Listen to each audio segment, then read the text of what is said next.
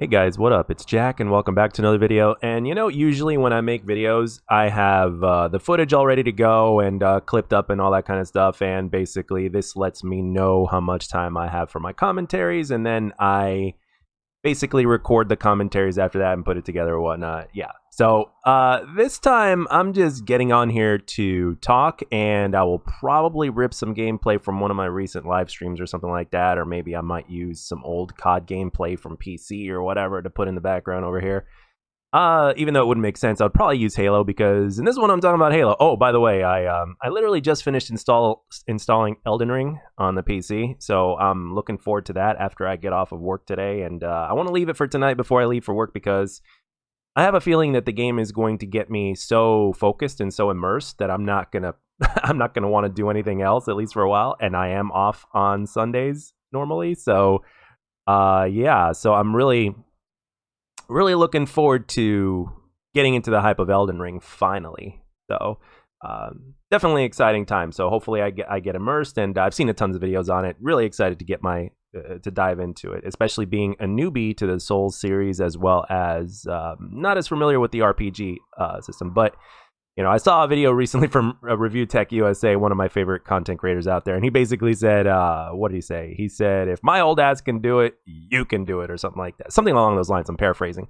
So really looking forward to that. But today I want to talk about something completely different, because over the last 9 months or so, give or take, or ever since sometime after the release of Halo Infinite, I've pretty much been playing ranked, but I've been playing it kind of casually. There are times where I really just go for it a lot, and I do play a lot of it whenever I get on. I'll play for hours on end, right? Because like Maximilian Dude, who is again another one of my favorite content creators ever,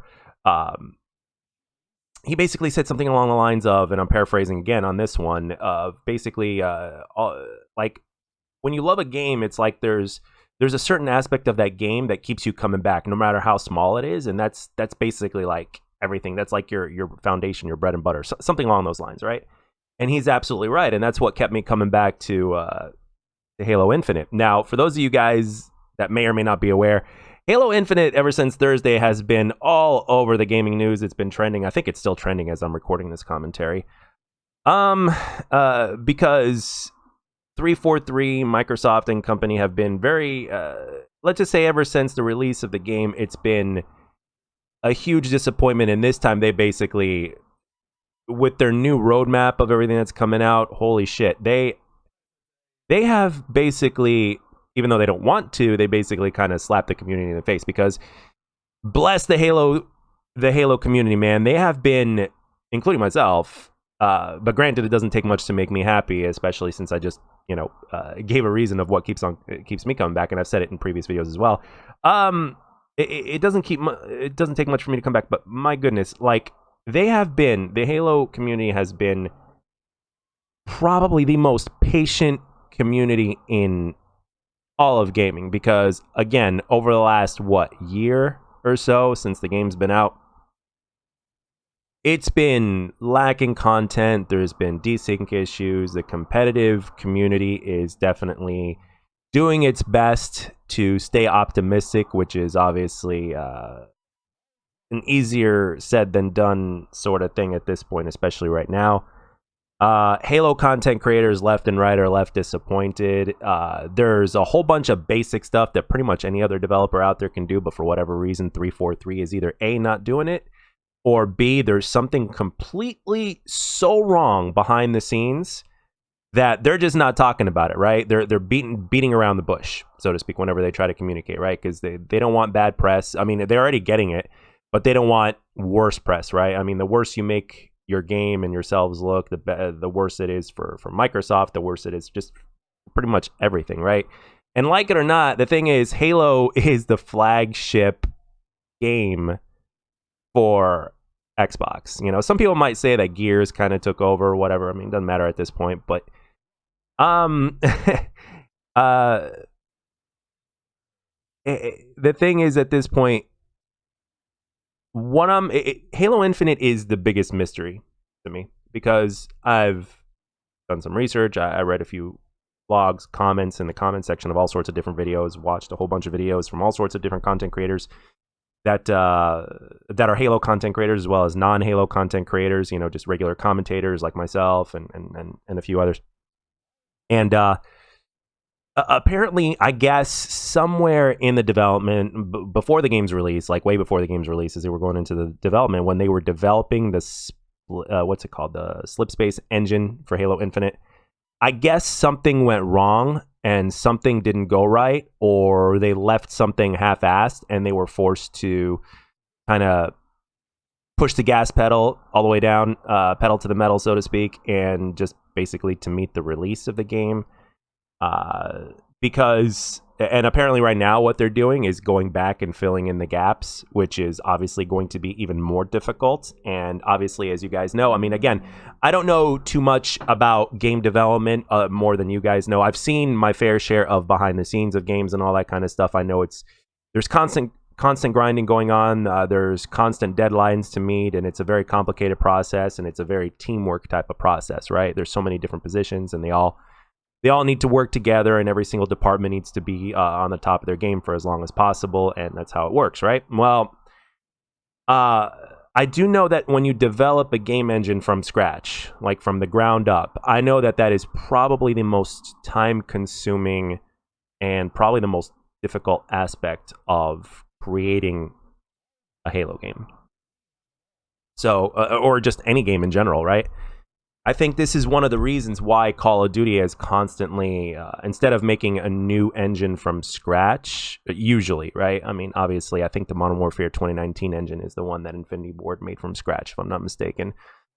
Or if it wasn't from scratch, it was the most heavily modified that it might as well just be new, right? But from before then, it was the same engine, which was a base Quake engine, that was constantly being modified. Right, and it all the way down to the bone, to the point to where it was described as being like, you might as well just call it something new, because there's very little of what the original engine was in there, but it was still in there, so I guess you can say it's still heavily modified. But when you get something that is completely new and all that kind of stuff and very complicated in order to try to achieve whatever the hell it was that they were trying to achieve, and if you get that wrong, and then there's a whole bunch of other things that go, it's basically like a domino effect. When one thing goes wrong, there's more things that go wrong, and et cetera, et cetera, et cetera. So it's like, what is going on, right? Like, what happened? Is it a management thing, which it could be? Is it because the people that they hired were not the kind of people that you want to create a first-person shooter game? Because also another thing that I've read in the forums and stuff like that is that they hired people to develop the game that had absolutely no experience in that kind of position before, something like that, or they did something completely different, and they have very little to no experience whatsoever. So it's like that doesn't make sense to me. But at the same time, we've seen all the different things that these developers or these publishers, the different mistakes that a lot of these publishers have made, and everything in between. So it's like, okay, like they just, I don't know. And then Microsoft they got like what? They got contracts that only last a year and a half, and then people will leave. And I guess if things are so off, eventually people are going to leave. They're not going to stress themselves out for another year and a half or whatnot and extend their contract for another year and a half. So they're going to leave, or they're going to find something better, or they're going to find something less stressful, et cetera, et cetera, et cetera. So because if there was a problem created and then you got hired and you're trying to solve that problem before moving forward, but the problem is just so all over the place that it's like you're going up the mountain and you got the wind going up against you. You're going against the wind and you're trying to go up the mountain, and and you got no support or little support whatsoever. It's like it would take forever to get from point A to point B, right? So, and like I said before, there's always deadlines to meet when it comes to game development. I know that. So Halo Infinite really is the biggest mystery, right? Like, couch co-op is completely gone. I don't see why. So here's another thing. I don't understand why they can't just copy and paste a lot of the things from Master Chief Collection and put them into Halo Infinite. That's another thing. It's like, why can't they just do rank free for all? You can already do it in custom games. Theater mode is still messed up. We're not going to get more content for like legit content, and very little of it, by the way, for like another 10 months. So it's like, imagine a season lasting 10 months instead of like 4, right? And they've already extended it to 6 previously, so now it's like 10. And, you know, they're just giving us little bits and pieces of crumbs in between. And at the same time, they're not really explaining or being as transparent as they could. And there's been a lot of broken promises. Like they said, they said they're going to be transparent. Well, they're not really being as transparent as they should or could be. And obviously, it was even a promise by Bonnie Ross herself, who's the head of 343. And she said that it was a painful experience for the team to learn that, you know, they should have had split screen in the game or whatnot, and then that's not a thing. And it's like a lot of broken promises, man. A lot of broken promises. So it's like, if they say such and such, it's like you can't really take them on their word, because there's been delay after delay. There's been promise after promise being broken. I mean, none of this is really new in the gaming community, but it's not like, it hasn't been this. It's never been to this extent for any other game out there. Like, Halo Infinite is literally like one of the worst examples. The Master Chief Collection being another one as well. So it's like, what is going on? I mean, did that have something to do with it as well? Because for those of you guys that may remember, when the Master Chief Collection released in 2014, you could not find a match. It was broken, and it took quite a long time in order for them to make it to what it is today, and then some. Right? They continue to support the game, which is great, and I applaud them for that. That's awesome, because obviously Halo is, you know, Halo is Halo. It's forever going to be a legendary game, or despite its current status now with the current game. You know, Halo is going to be a legendary game forever. It's always going to be talked about, even after it's gone. You know, granted, it ever does get gone, and a lot of people are basically saying right now that Halo is dead. But the funny thing is, with the as far as gaming goes, you really can't count a game out forever, because you never know when it may come back. It might be dead for a short period of time. It's not like a human being, right? To where once they're gone, they're gone. You know, it's completely different. It's but even for the human beings that are gone, you know, there's still going to be legends forever. Like just to name a few, like Bruce Lee, for instance, or like Albert Einstein or whatnot, Babe Ruth, just to name a few, right? So, because these people have had such an impact in human history that they're always talked about, and there's lessons continuing to be learned from these people even years after they've been gone, you know, just to name a few. So, but with video games, you know, you can have games last for as long as you want, as long as it continues to remain successful, right? But that's the problem right now at this point. You know, more and more people are leaving the game. A lot of people have already left the game for months now. And it's like, with this, I mean, it was so disappointing that it's been trending. And obviously, you got other games that are coming out with their thing. You've got Dr. Disrespect making his game that's going to release hopefully in the next few years. You've got, what do you got? You got Call of Duty that's coming out in the next couple of years. Regardless, even if the game is not a quote-unquote good Call of Duty. And remember, everybody's definition, especially nowadays, where gaming has changed so much in terms of what people prefer in terms of this generation, a good Call of Duty really is more subjective than ever, right? Whether the game is good or not is really a subjective topic, because a lot of people out there really love the camping and passive play style, right? So to them, that's great. A lot of people play strictly for the campaign. A lot of people play strictly for whatever the third game mode is going to be, or like, let's say, zombies, for instance. A lot of I know people that, and you do too. I'm sure they're all over. You know, they'll get a Call of Duty game strictly for zombies. They don't care about anything else. Like, they could, like, everything else is just an afterthought. It's like, yeah, I might look into campaign, might play a couple games of multiplayer, if that. But their main bread and butter is a campaign. Just like for us. For me, for instance, I'll use myself as an example. For me, for Call of Duty, the main thing is the multiplayer. That is why I get Call of Duty. Now, am I going to get Modern Warfare 2? I've already stated that I won't. But one thing I've learned throughout life, and as far as the gaming community goes, never say never. But honestly, I'd basically be wasting $70 at this point, because, or 60 or whatever, however much it is, either 60 or $70. I'd be wasting it, because the multiplayer, I continue.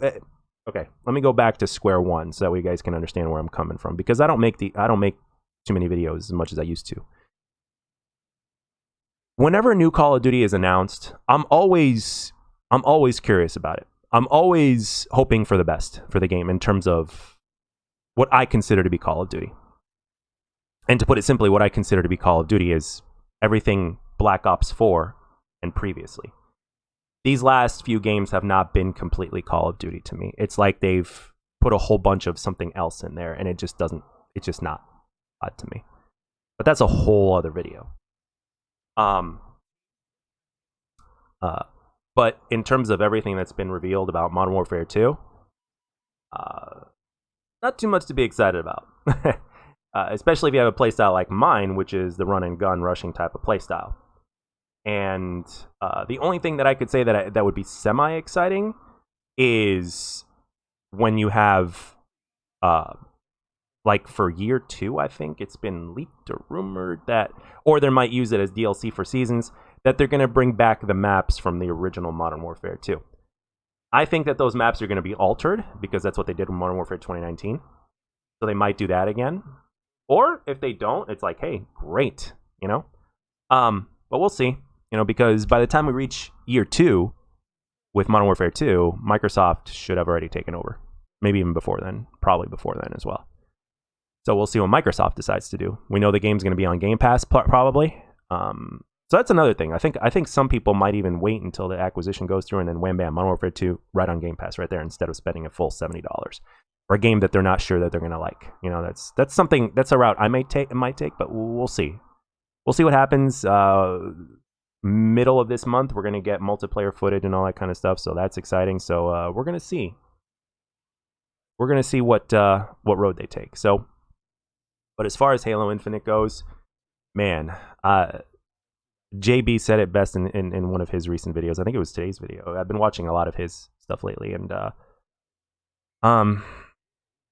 you know, it's like, what do you say? Which part of his amazing commentary do I want to quote here or paraphrase?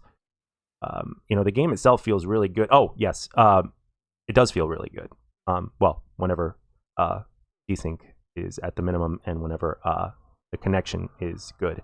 But the game had the potential to blow Call of Duty and Battlefield out of the water, and whew, I did not expect it to be, you know, to be in the state that it is. All three of the games, you know, in Vanguard and in Halo Infinite and Battlefield 2042. All gamers that like all three of those games, or even one of those games, were like so hyped for all three of those games.